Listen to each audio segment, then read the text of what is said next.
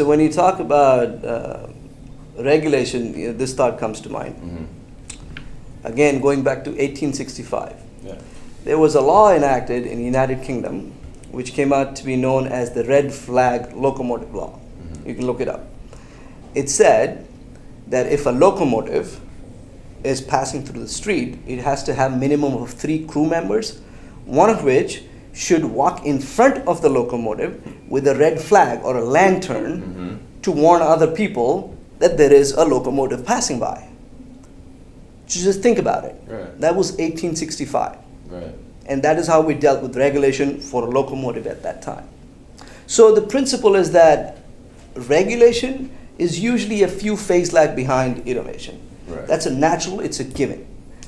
Most innovative startups that have become unicorns have at some level, at some stage, hit the boundary of current state regulation. So I'll give you a couple of examples.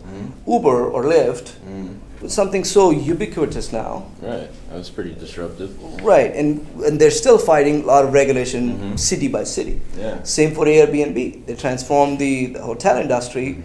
They still don't know what they're categorized as, right? And some cities have actually banned them, right? So the point of the story is not to be, not to worry about regulation in the way that it stands today. I think the more mature approach is to work with regulators, to educate them, and to learn their current regulatory framework and why they're designed. They have a particular purpose. Their reason and purpose usually is to protect the users, protect the market, and keep a safe market regulated environment, which I completely agree with. The only challenge is the regulation that they have created does not apply or is relevant to the new technology that we have.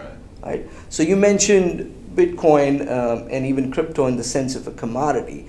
The question we're looking to answer now is, are these digital assets property? Are they security? Are they commodity? Or are they some completely new kind of asset, likes of which we've not seen before? So we should not take the regulations that apply to those 3 different types of assets and try to apply it here, because it just doesn't work. Right. So we have to rethink that. And I think there are regulators who understand that. I think there are regulators who are pro-innovation. At the same time, it's our role to educate them and bring them along and create a new framework that can then unlock economic development for all of us. Right, and we can expect to see friction there, like we always do with any type of Exactly. change, correct? Yeah. But I think friction almost is a confirmation that change is happening. Absolutely. Yeah. Yeah. I like the way you think about that. Yeah. So as an entrepreneur or as a disruptor,